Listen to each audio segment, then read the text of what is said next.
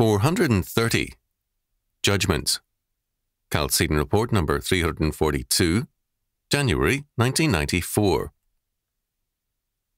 One of the most misused texts of Scripture is Matthew chapter 7, verses 1 and 2. Judge not, that ye be not judged. For with what judgment ye judge, ye shall be judged, and with what measure ye mete, it shall be measured to you again. Contrary to popular opinion, our Lord does not forbid judgment. After all, he is the one who insists, "Judge not according to appearance, but judge righteous judgments." John chapter 7, verse 24. What our Lord condemns is judgment on personal or non-biblical grounds. We must judge righteous judgments. The standard we use will be used against us if we judge on grounds other than God's law. The humanistic measures we judge by will be used by God and man against us. We must judge righteous or just judgment, which means that the law of God is our standard. Those who say, "Don't be judgmental," are saying, "No standards allowed."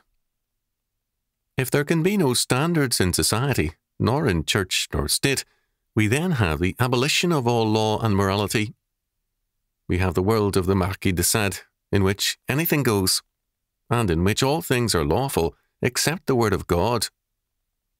To say, "Don't be judgmental," is to outlaw the Bible, which gives us God's law, whereby we must live in Christ.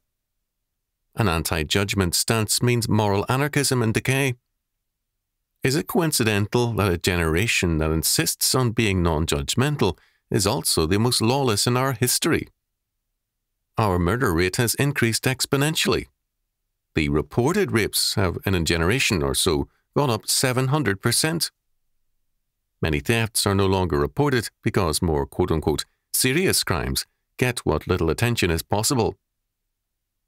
Added to this is the arrogant judgment of Christians by the ungodly, by criminals, and by degenerates. Judgment never leaves a society.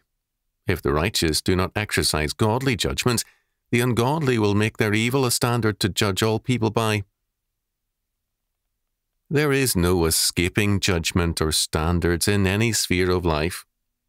If we insist that our children do not drink poison, is it wrong to teach them to judge between good and evil? If we insist that people drive their automobiles on the required side of the road, we are judgmental for their welfare and ours.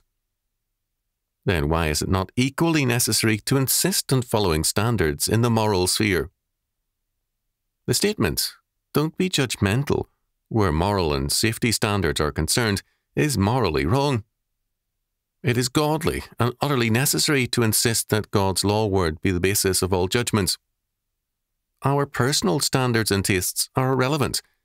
God's word is mandatory. With all this "don't be judgmental" heresy, is it any wonder that the churches are antinomian and that the Last Judgment has dropped out of Christian life and thought? I wonder, with all of this foolishness so commonplace, will some of these people at the Last Judgment start screaming at the Lord, "Stop being so judgmental.